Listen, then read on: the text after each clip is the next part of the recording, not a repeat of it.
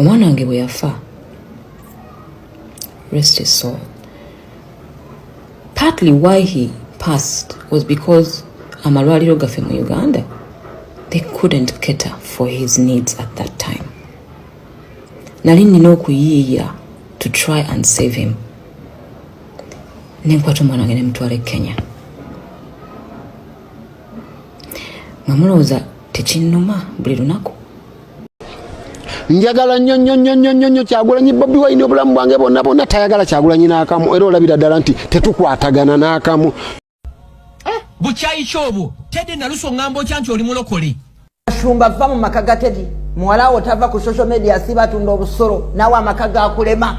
China etubanje ensimbi nnyingi nnyo ebula kuteeka Uganda ku nnyondo nga bwe yakola ku kisaawe ky'ennyonyi Zambia kye yekola na buli wamu ne wane waffe ekyo ekisaawe kye baguddewo ekyo mbabuulira Mukama mpa obulamu ne bwana batabumpadde abali bawo balikiraba China egenda kukitunda. Ezimu ku nteekateeka z'eggwanga erya China kwe kuwamba amawanga ga Africa naddala ago amaavu agafugibwa abafuzi abatalumirirwa ng'erya Uganda. Nga ne wetuwogerera mu kiseera kino Uganda yalemererwa okusasula ebbanja lya bukadde 207 eza dola. Era nga wetuwogerera ekisaawe ky'eggwanga Uganda Entebbe International Airport kiddukanyizibwa ggwanga lya China oluvannyuma lw'ensimbi ezava mu bank emanyiddwa nga Exim Bank. Wuliriza, wetuwogerera ekisaawe ky'eggwanga Uganda kyatwalibwa era ebisingako wano ogenda kubeera ng'obiwulira, ogenda kwewuunya, omanye abafuzi abatufuga nawa gye batutwala. Mu ngeri y'emu Frank Gashumba bamukubye, akubiddwa mu ngeri ki ogenda kubeera ng'obitegeera bulungi nnyo. Obubaka bwa president olunaku olwajjo bwe yabadde mu United Forces of Change n'ekibiina oba n'abali ku ludda oluwabula gavumenti abalala oba oluvuganya, ebigambo byabadde bikaawo kiro omususa deka tubikube mu tochi kigambo ku kigambo naawe osobola okuba ng'obitegeera. Mu ngeri y'emu omukyala amanyiddwa nga Juliana Kanyomozi yanyumiza ebigambo ku mwana we amazima gali nti nga binakuwaza nga tetunaba kubanga tumuvuma tubeeko bye tuwuliriza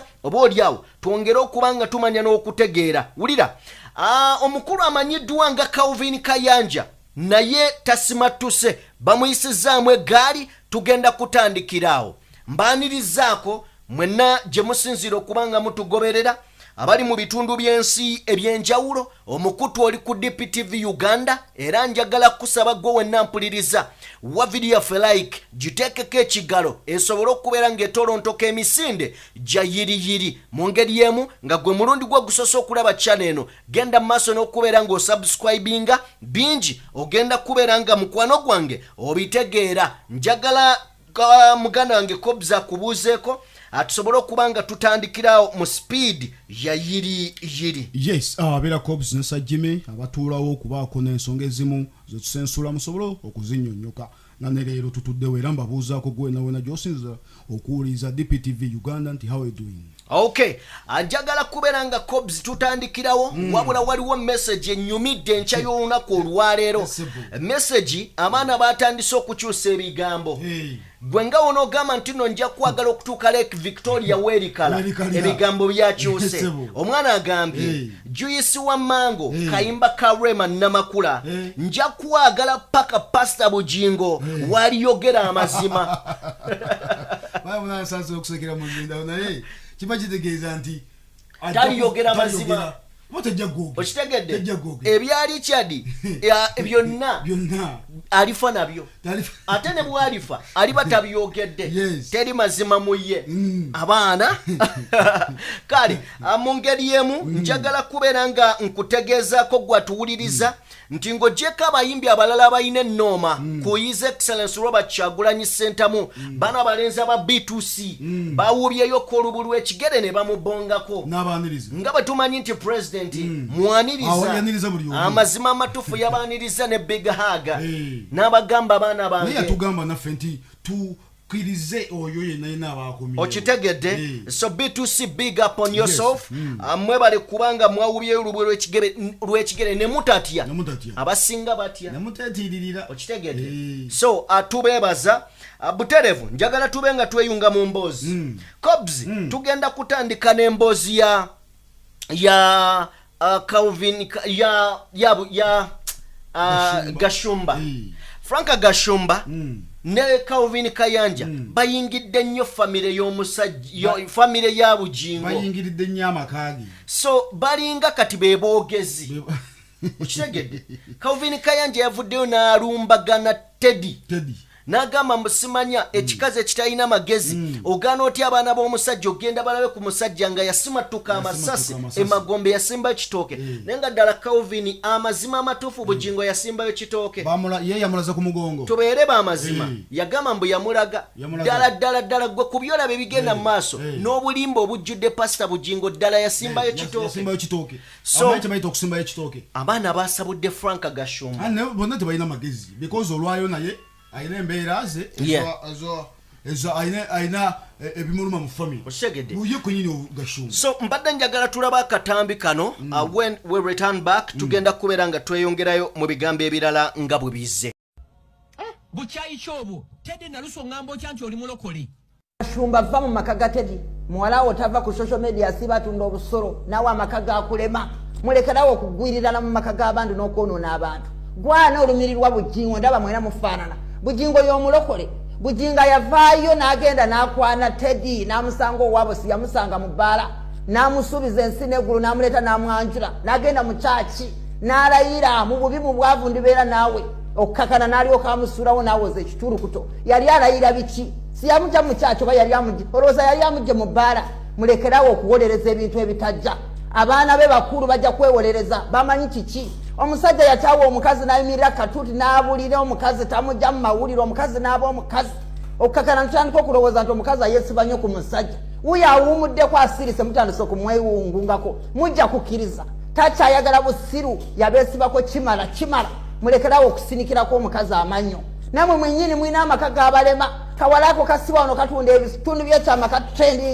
katrendinga ku macane lweggulo oluwano olwokubaana ba bujingo yesonyiwa abaana ba bujingo bw'osanga eka ng'omusajja yeyanjulira baana oba ng'omusajja ebibyo byonna biweera mu mawulire oyo aba tali musajja mulekerawo okweyingiza mu bintu n'okulaga bujingo nti munafu bujingo alina okwerwanirira bwana abayagala abaana agenda abanyonye akuliyetinga laavu n'abaana be muleke okutwasamira ebisajja ebikulu kwebuza amagezi mwena mufaanana teri bujingo teri ggwe.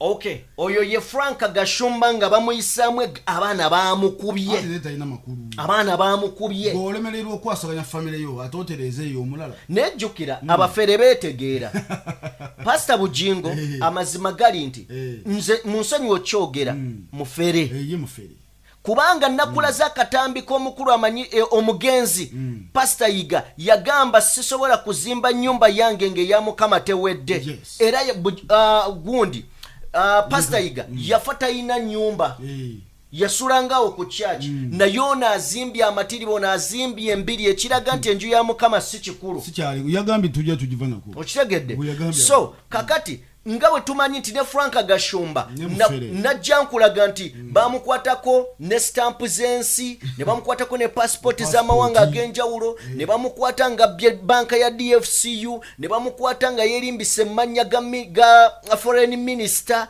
nga afera abatake so tax company kati osuubira omufere okudifendinga omufere Calvin Kayanja mumumanyi abaana abali awo mu Buwarabu azafera abaana bwagenda bayamba ayina kikampani kiri awo kya kiyaye kati omufere adifendinga omufere gano mazima.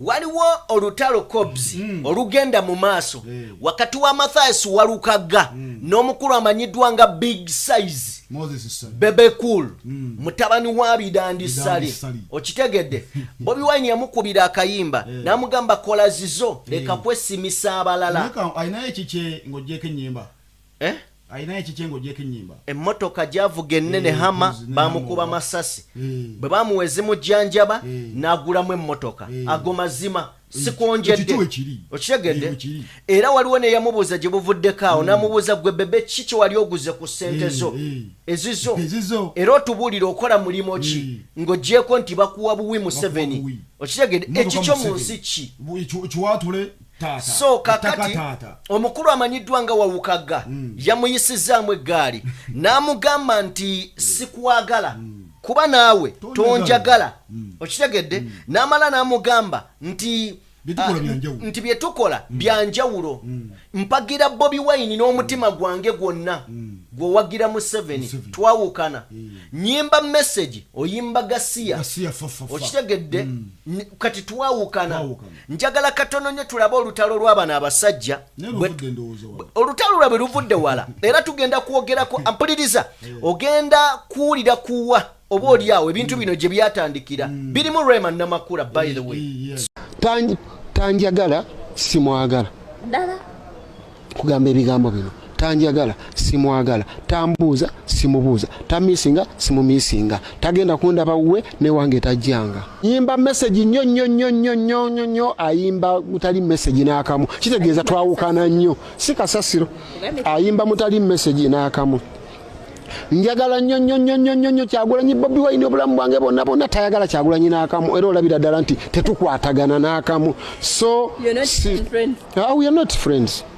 Actually that guy ayina ebintu abitwalira ddala nga oba busungu bungi oba kiki kati yatuuka ku university. He would have studied this gundi eno course gye nkugambye transformation modeling and empowerment. He would have changed it totally singa yagenda n'asoma nti bwe yansanga kumukolo gwa misa Kisemakula kabaka lwe yajja ku shoye mu Africana Bebe kulu yabuuza bonna be yasangawo abayimbi n'abatali bayimbi nze nambuuka yes nambuuka ate mbudde obwo toza politics etanabakwata naligambye nti oba ampalana lwakubeera byali bitandiikiriza naligambye nti ampalana byabufuzi naye ekirungi nze tanjagala nange simwa okay oyo yewalukaga side ye eri open abaana abawagira Bobi Wine bannange bakyogera n'omutima gumu okitegedde so abafe awalukaga ne Bebe Cool bino bintu tebitandise kati mabega ku myaka nga 10 tujjukire emabega Raymond Namakula we bagambira nti ayina olubuto lwawalukaga era bawalaŋŋana nnyo ne Bebe Cool kakati bimala okuggwawo ate Eddie Kenza jabayingira wakati ojjukira nga bagamba yes bagamba nti Rema yajjamu olubuto lwa walukaga olwokuba yali ayagala Eddie Kenzo kakati ate Bebe empalana n'agijja ku walukaga n'alumbagana Eddie Kenzo kumuyita akalenzi yes awo yagambiranga kana akalenzi sina kayimbi kazinyi okitegedde yawalana nnyo Eddie Kenzo era ng'abantu bagamba nti walukaga yali alinnye mu kamere ka omukulu kye kale kamere ke okitegedde era ekyakonfaminga Eddie Kenzo bwe yajja omukulu n'ava ku walukaga n'alumba Eddie Kenzo baga omukulu alabika abadde akwatamu okitegedde abadde akwatamu okitegedde so embiranye eva mabega ne kati ndowooza Rema yatambula Bebe omutima gwamuka so ebintu biveeyo si byakati twagala kubeera nga tuvaawo bwe tuba nga tuvuddewo mutuwulirize twagala kuyitako mu Juliana Kanyomozi yavuddeyo olunaku olwajjo olunaku olw'eggulo Juliana byatandika bwe yakola akatambi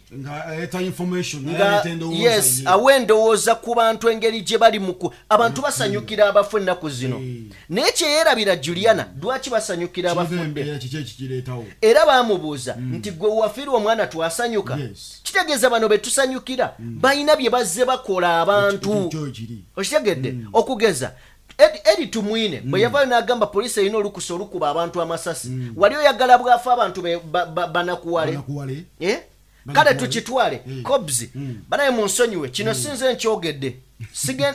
nkyogedde era sindaba kifulumyako mu kamwa kange Geno God forbid Geno Museveni n'afa osuubira abantu okutayipinga RIP abasinga mu ggwanga kino sikyogera mu bubi nawali mu comment section nawali eyo mpandiikira ddala amazima amatuufu ku biyitiddwamu eggwanga lino Geno Museveni God forbid tetukyagala Geno Museveni nga yafudde osobola okutayipinga RIP okitegedde kakati kye kino Juliana kye bamugamba okitegedde mutusonyi okugezeseza ku mufuzi nesinga abadde mukulembeze tetusobola kyogera abafuzi bafanga okitegedde so nti Juliana yavuddeyo kyannaku yagezesereza ku mwana nawulidde ennaku amazima gali nti binakuwaza ge mazima nti omuntu amanyi ki ti Juliana mu bulumi bw'ayitamu obw'omwana w'okufa amanye ekituufu nti abasawo bamugamba ng'agenze mu ddwaliro tetulina bisobola kukola ku mwana wo mwongereyo e Kenya ne tasobola kuvaayo n'ayogera okwongereza ku Juliana twagala tukwate Juliana kigambo ku kigambo tusaba tusooke tuwuliriza akatambi kano omwana wange bwe yafa rest his soul partly why he passed was because amalwaliro gaffe mu Uganda they couldn't cater for his needs at that time nali nina okuyiiya to try and save him nenkwata omwana wange nemutwala e Kenya nga mulowooza tekinnuma buli lunaku nti I couldn't save my son. Of course ne Katonda comes into play. Katonda bwatyo bwe yasalawo maybe his time yali etuuse, but I also know nti bwe nali ngenda e Kenya omusawo wange wano dokita w'omwana wange ensonga gye yampa ng'atuweereza e Kenya yaŋŋamba we do not have the facilities that can help your son in Uganda. Please take him to Kenya. I'm not going to go into the pain I have as a parent. You know, I'm not going to do that because saaba malira budde ate nzija wano mbeere nga whininga buli ebizibu byange. That's not who I am. Ebintu ebisinga byempitamu I deal with them alone. Naye nga nange till today bwe mbirowoozaako binkaabya because I know nti maybe they could have saved him, but they were unable to. Sawa yakola buli kyasobola naye ng'ebisingawo obusobozi tabuyina. Neera nebaza ne Mukama nti yansobozesa omutwala mu ddwaliro eddala kubanga waliwo abatafuna na chance eyo bangi, you know. So the least I can say is at least he didn't die in so much pain. Maybe one day I'll tell you how he passed. But I can promise you that because I took him to a better hospital, his death wasn't as painful to watch and for him to go through. And I thank God for those small things. For someone atafiirwanga ko omuntu oyinza obutakitegeera ekyo naye bw'oba ofiirwa bw'oba olina omuntu gw'olina mu ddwaliro obeera osaba kimu obulumi bw'ayitamu abe nga tabuwulira. Okay? So binnuma ng'omunauganda nange nina ebinnuma. So I didn't come here from a place of I don't know your problems. I know your problems. I know your problems. Okay. Mu bigambo bya Juliana agamba nti akkiriza nti Katonda bw'aba asazeewo teri kigaana naye ate waaliwo omukisa okitegedde kubanga bwe yatuuka mu ddwaliro agamba baamugamba nti tetuyina bisobola kuyamba ku mwana wo mutwale Kenya. Agamba oba oliawo singa byaliwo omwana wange yandibaddewo. Ne kaakati wano we tugambira Cobbs nti General Museveni abantu abamu abafudde abasiru naye nga bagezi baleete tulumba omuntu kyalabirako ddala asirika ate n'akiyitako nti Juliana amanyi amazima mu bulumi obwo bwonna bw'ayogezza. Naye kennyini yagambye ensi kyeyitamu nkimanyi ebintu tebitambula bulungi okitegedde kye nayagadde nti solution si kuvuma okitegedde ekyo nakyagadde si kuvuma kwewemula naye waliwo engeri gye tusobola okulaga obutali bumativu naye Juliana aganye okukozesa eddoboozi lye kuba opinion leader kitegeeza nti kyona kyayisaawo kiba kirengera okitegedde nga bwagamba nti abadde nga akubira Bobi privately essimu ne bino yandibyogeddeko privately okitegedde gwaba tayagala views z'abantu okitegedde no yazirabye ne kastojja mu public ensi ejja kukuba kubanga oba obireese mu nsi mu kooti y'abantu ekituufu eba kooti y'abantu bajja kujajinga nga kooti y'abantu so kati tusaasira obulumi bw'oyitamu Juliana kuba bwaddala bwo yes bw'obanga otunuulidde bulungi Juliana obulumi abulina ku mwana we so tusaba Juliana raising eddoboozi lyo wait necessary kuba ensi ogimanyi tetambula bulungi ate ng'abayimbi mwe mirror za society nti ebintu ffe bituluma mwe ndabirwamu mwe maloboozi obijjeyo n'obiyimbako era kyekibafuula abasomesa jangu obiyimbeko okitegedde gavumenti newankubadde tojja gwe kuwoggana nga ffe naye yisa mu luyimba bategeere yogera yakagambo okitegedde naye statement nkulu singa yajogererawo nti omusawo yangambye bwati okitegedde so twagala kubeera nga Juliana Kanyomozi tumuwummuze bali mutukirize buterevu tukkirire ku Entebbe International Airport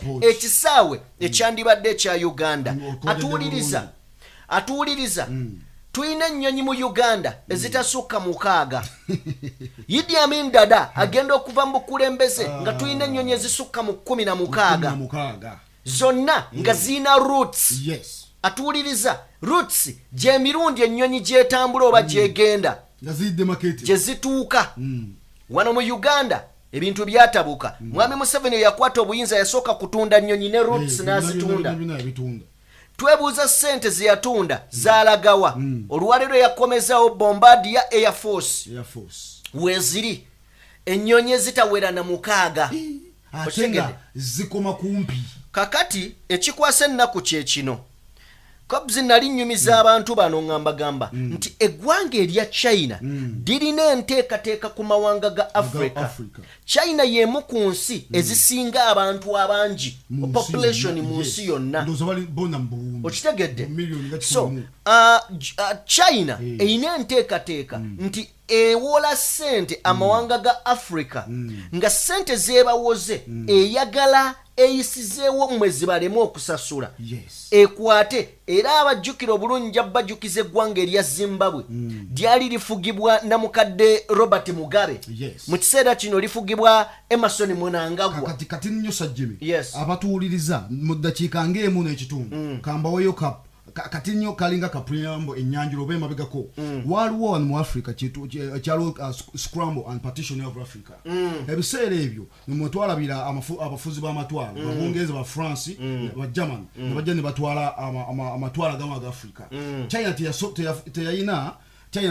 teyayina opportunity oba mwaganya ekikola ndowooza yo neewulira bubi naye negamba nti nze mudda nja kikola kati kyobadde yogerako nti etandise okujja bwekyo nabugako otwakiraba mu Zambia nga n'olupapula olukulu olwa Zambia luli mu China okitegedde so bwe tutunuulira ebimu ku bisaawe ebikulu mu ggwanga erya Zimbabwe Zambia yes ebimu ku bisaawe ebisinga obukulu byatwalibwa era ne wetwogerera bannansi tebatuukawo waliwo basirikale polisi ng'eyalwadde ya Zambia tetuukawo okitegedde ya China so banaye tuwegendereze eggwanga erya China banka enkulu eyitibwa Exim Bank yawola Uganda sente zeyagiwola amazima zaayitako obukadde 2 wetwogerera ebbanja disukka mu bukadde 2 kuba wetwogerera byemabegako obukadde 2.7 wetwogerera olunaku olwaleero sente zirinnye zeeyongedde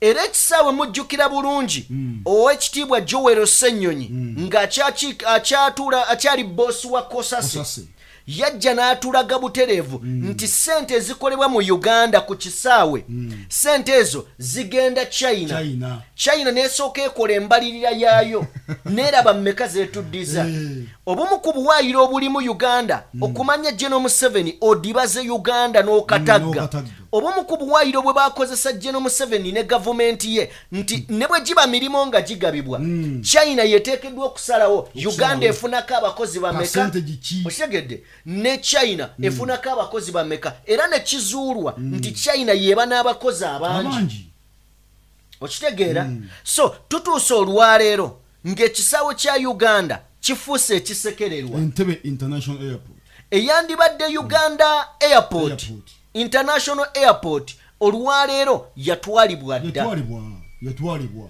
wabanga bwe osooka n'otwala sente zonna profit zonna gwe oli n'omugabirako kiba kitegeeza gwaba nnyini okitegedde so twagala tulaba akatambi kano kali mu lulimi luzungu tetugenda kukavunula wabula njagala okawulirize n'obwegendereza otegeere ekisaawe gwe kwogenda okuyita oba kwe wayita ng'ogenda nawa planning ogenda okitegeera nana planning omwaka ogujja otegeere ebiriko kaseera nga tuli mu summit nsimannamu bekijji 77 nabino bikulu Uganda ng'ensi batubanja trillion 98 trillion naye ng'ezisinga ku ezo oba 55 something trillion z'abazungu.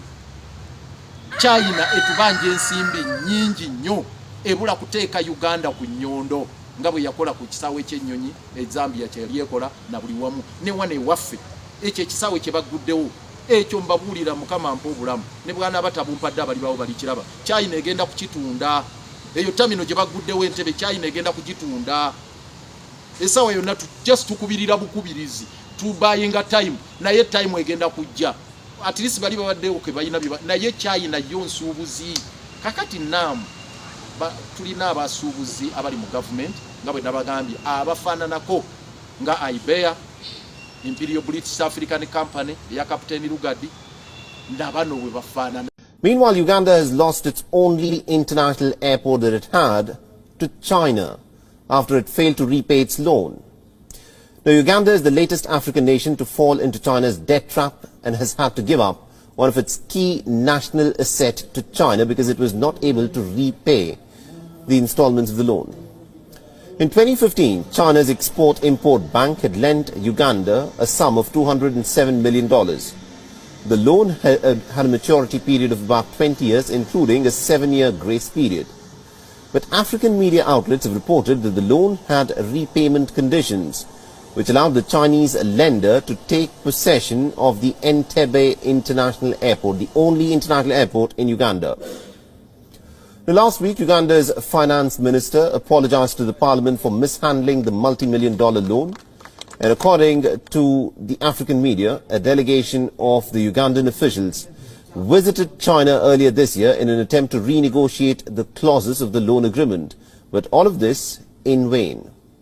The Entebbe International Airport is Uganda's largest commercial and military airport and is best known as the location for the dramatic rescue operations that were carried out by the Israeli Special Forces back in 1976, where about 100 people had been held hostage at the airport after their Air France flight was hijacked by the militant group of the PFLP and the Revolutionary Cells Organization.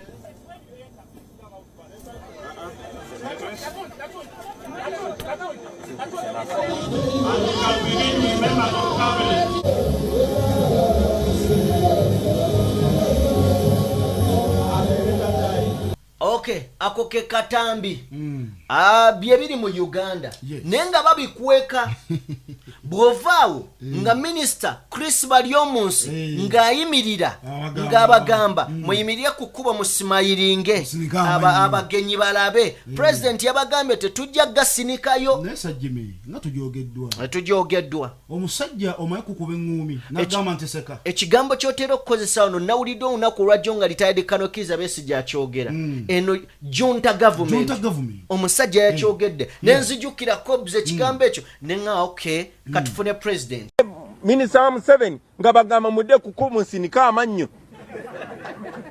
basobole okumanya temuli mu kunyigirizibwa njagala bagamba okunga temubisinikayo in fact munyi okay oye president yaganye tetujja bisekayo wabula yayongeddeko yabadde mukaawu n'agamba nti tukkiriza akawaayiro mu ssemateeka w'eggwanga namba 3 oba article 3 erimu ku ddembe ly'abantu ewa bannayuganda olukusa olwekalakaasa obutali bumativu n'agamba mbawadde mwekalakaase wabula mwekalakaase emirembe naye n'ab'emmundu siina buzibu nammwe okitegedde musajja yaduumidde katufune akatambi tetukkiriza mukuyiwa musaayi ensonga lwaki tubakunga kozesa nkola za mirembe nkola ziri non-violent naye ate nze ng'omuntu sibagaana mmwe abasobola okukola ki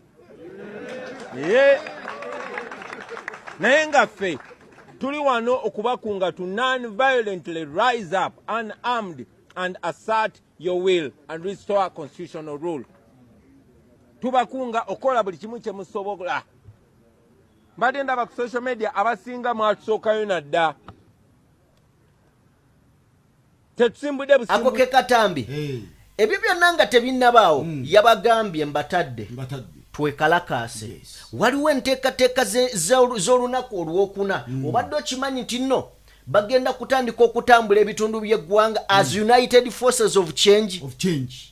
Lowoozaamu retired Kano Kiza Besigye wano President Robert nayagadde nnyo Besigye obwedda buli waayogera yagambye nti President y'ekitiibwa kyonna yabadde akimuwa era n'agamba nti tuyina omukisa nti tuyina President Bobi Wine.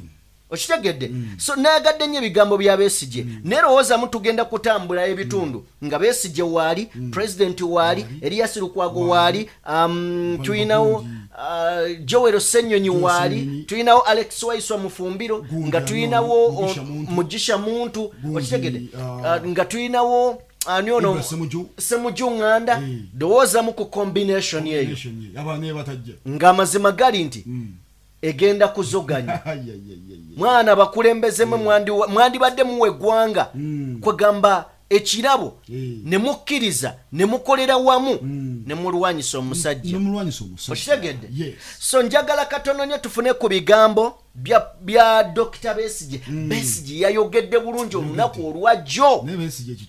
Oh my goodness. Okitegedde bannanga oli gold singa taakole mafaayo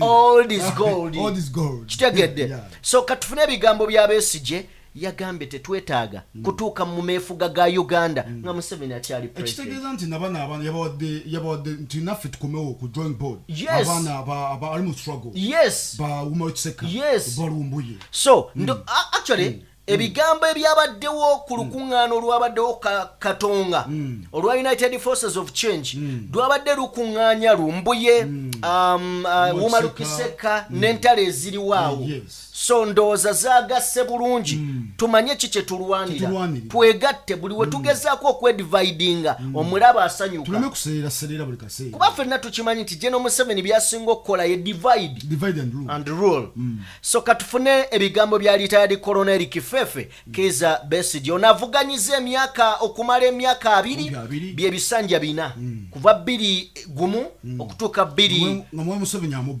kiria. You see, we can no longer blame Museveni after 40 years.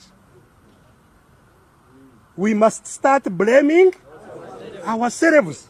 Okay. Oyo ye Besigye doza tukyamuyita president. Ye founder. Ye supreme leader wa FDC Katonga ne FDC. Yes. So kakati jukira balina ebiti president wa FDC mu kiseera kino ye Lord Mayor Salonge Erias Lukwago kati supreme leader ye Dr. Besigye eyawumula then so combination yabadde yakabi twagala kubanga tusembe ebigambo bya president Robert Kyagulanyi Ssentamu sobodo bitematema so that ofuna kigambo ku kigambo so wabula nga tetunaba kubanga tusembyayo president njagala bategezayo ebintu bibiri ekisooka tutambula ne Sheikh Ashraf musomi wa dduwa munoonyeko gwalina ebizibu ebyenjawulo enamba yesembyayo 711 ekigambo ekyokubiri njagala bategeezako mikwano gyaffe bino tubigamba bakadama kubanga be bafuna akasente akatono mu bantu abali abroad wabula akasente akatono osobola okakumaakuma n'okakuŋŋaanya ne kavaamu ekirungi. Bwe tuba tugamba bakadaama tutwaliramu nammwe mwenna abali mu mawanga ag'enjawulo, njagala mukkirize nti eyo si wammwe, ewammwe yeeno. Bwe muba mukola bye mukola mulowooleze n'ewaka. Wabula ku bakadaama kyanjawulo nti mwe mufuna obusente butono, n'ekirala mumanye teri mwana wa mugagga oba alinamu ng'ali mu bwakadaama. Mutuwulirize bulungi, teri mwana wa mugagga ali mu bwakadaama. Manya nti gwe yagenda mu bwakadaama sooka weetunuulire muggwe, va muggwe ayimirira mu kamera nodda ku TikTok oyogere. Munda muggwe mulimu omutuufu, oyo omutuufu owa ddala gwe weetaaga okukolera ebituufu era gwe twogera naye. Obusente bwokola tukimanyi butono, ne mu bupulaaningire mugezeeko okumanya ennaku fast teeka ebyakutwala, kubanga bwe muba mugenda mwesuubiza njagala kukola kino ne kino ne kino, obimaliriza gwe ali mu kusaasaanya. Bw'oba tonnabimaliriza manya ennaku yo. Mulekerawo okulwanagana n'ezi famire, kubanga togenda situla famire yonna. Naawe oli mu nnaku ate ositule banaku banno. Bw'oba osobodde yamba abantu maama taata bikyabwe obutono, nabo tobawa kusembayo, kubanga ojja kulemererwa okukola ebibyo. Okitegedde? Kakati mubeere beegendereza, tubasabira mufune akasente kammwe mukakozese bulungi, mujje entuuyo zammwe zibalibwe. Naawe tandika okulenga strategies. Okitegedde? Guno omwaka gwakatandika. Teri muntu omwaka nga gutandise teri alenga strategy. No. Wabula abamu wakati awo batuuka ne babeera distracted n'ebyensi. Kitegedde? Boyfriend akukwanye n'otagala. Boyfriend gwoliko ali Uganda takulinako, oluusi alina abakazi balala. So twagala kubanga tubalekera President Robert Kyagulanyi Ssentamu Mitembo People's President eyakawangula award eya Eye of Honor mu Oscar. Kale katubaleke today. Among the things we're here to say is to call the nation action. Yesterday, I gave my comments about the shameless nature of General Museveni now appointing openly NRM students to adjudicate an election where he's competing. Of course, that should not surprise us anymore. I spoke, and I also want to add a few words on the ongoing non-aligned movement summit. It is indeed meant to be a blessing to Uganda if Uganda was well governed, but it has turned into a curse. So to all of you that are attending the NAM summit, you are actually a curse to our nation. Because of that summit that more than 3,000 businesses have been either disrupted or completely closed. You have seen businesses disrupted, many of our people rounded up and detained, just like it was in the days of Choka. Today, transport has been completely disrupted. We as nationals who pay the taxes, we are not allowed to use the roads that we pay taxes for. So it is a curse other than a blessing. And as if that's not annoying enough, it's a further shame to see some democratic leaders coming to Uganda hosted by an illegitimate leader.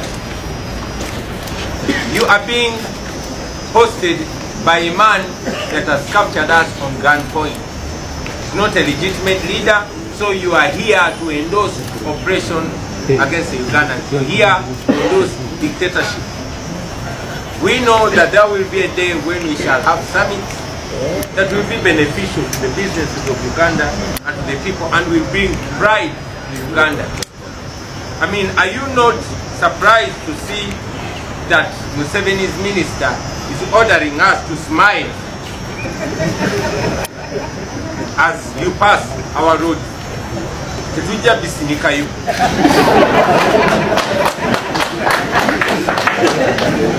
So we are here to call you to action, ladies and gentlemen. I want to focus my words on a call to action and cite Article 3 of our Constitution. Article 3 of the Ugandan Constitution commands us. It is to the effect that it is not only a call, it is not only a responsibility, but it's a duty that we rise up and we use whatever means at our disposal to restore constitutional rule. I mean whatever means. That means according to our constitution, it is even acceptable to pick up guns and restore constitutional rule.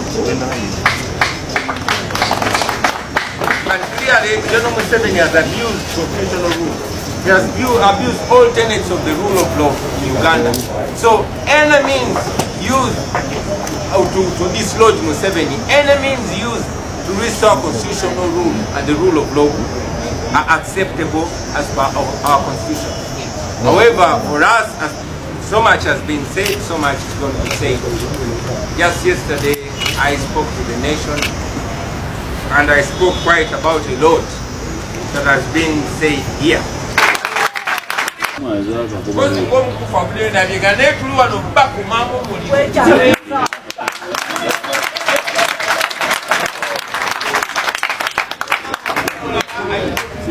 Nagamba okay baba bazilo musango bade bafumamu abantu muliro ye changa kwekalakasa mu mateeka jakalo bajukisa mwe naba na Uganda kito mulama gwe tuliko kwa kusimba lunwe bakunyingo namba 3 ya constitution tulagira fenna tetutunga bukunzi wabule tulagira si mulimu waffe wabula vunanyizibwa bwaffe kitukakatako okozesa buli ngeri yonna yonna esoboka okuzawo okulembeze okugoberera amateeka okuzawo enfuga ey'amateeka bwerufe tetukkiriza mu violence tetukkiriza mu kuyiwa musaayi ensonga lwaki tubakunga kozesa nkola za mirembe nkola ziri non violent era ate nze ng'omuntu sibagaana mu abasobola okukola ki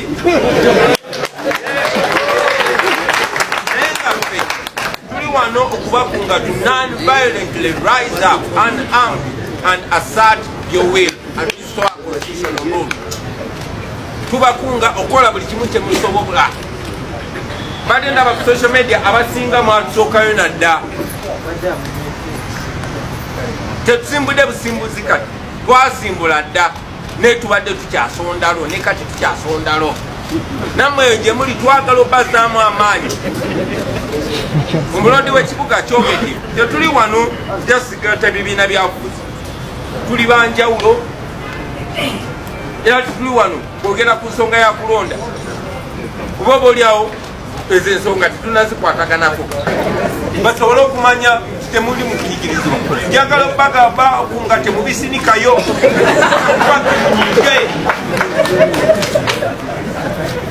tukyogeddeko wano era njagala okuba nange okwongera eddoboozi lyange ku nsonga eyo ekimu ku bizibu bye tubadde nabyo ge makubo agalinga agalimu entaana buli woyita tubasaba amakubo ago mutandikire okwekalakasa mu ddeme abasobola kyosobola okukola mu kkubo eryo kikolemu oba osimba mu kitooke oba okola mu eryo ddembe eryo constitution etukkiriza okwekalakasa mu ddembe bannange mwekalakase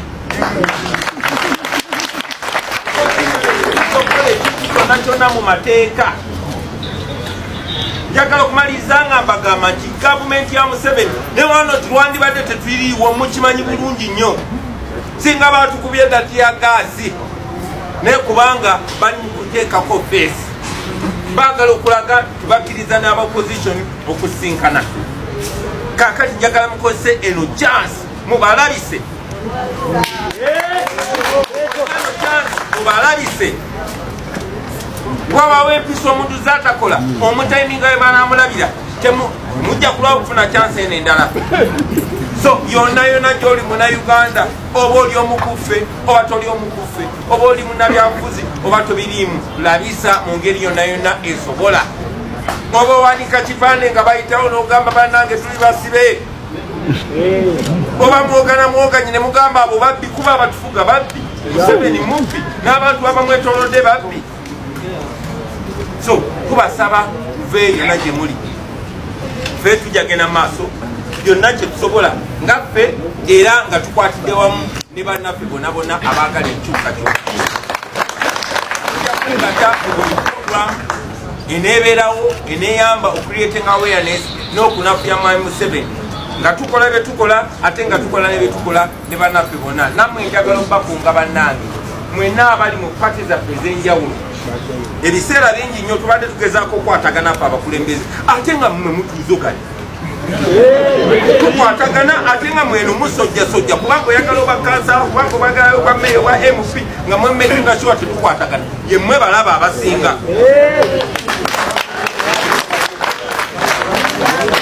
Tetukola buli bwe mulabanga tetukola kiyamba eggwanga nga kinafuya Museveni mutwegatteko temutunafuya mutwongere amaanyi tukwataganye temutwawula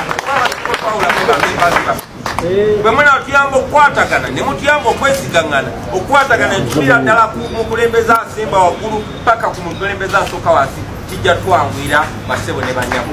Mwebale nnyo okumpuliriza ku lwa Katonda.